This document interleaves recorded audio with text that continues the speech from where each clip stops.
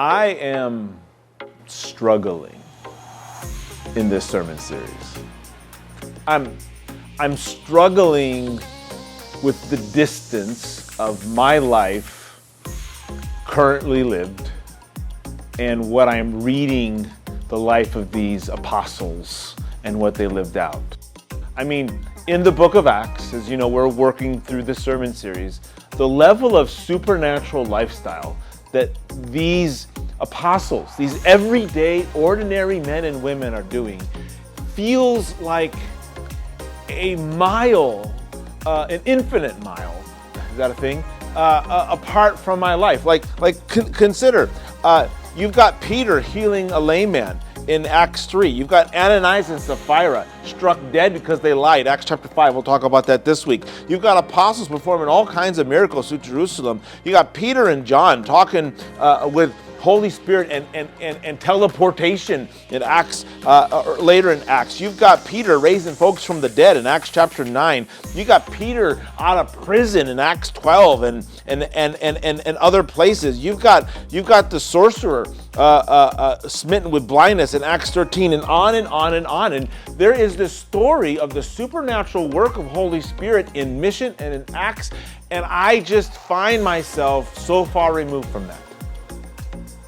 Pentecost, this third sacred season where we celebrate the indwelling of the Holy Spirit being sent from both the Father and the Son, fulfilling all kinds of Old Testament prophecy, empowering and equipping the church and sealing us for what will be of the next age. We have all of this incredible theological truth of why we celebrate Pentecost, and yet there's this practical application in our life that I read in the text, and I'm challenged, I'm struggling with the fact that I don't know that I live that out.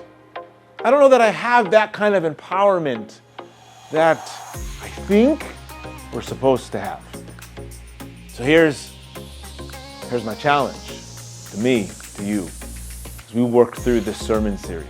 Can you work through these pages in Acts? Can you begin to read the work of Holy Spirit, and at the places of distance, the places of struggle, like me and you, looking at your life, my life, living on mission in our workplace, living on mission in our homes, living on mission here at the Gathered Church, can we ask Holy Spirit as we read these pages to say, do it in me like you did it in them, and might a hunger arise for Pentecost to be more than theology, but a lived missional life that empowers us in boldness and courage and supernatural living that causes Hampton Roads to be in awe and wonder, just like it was then in the early text. I think it can happen. Let's go together.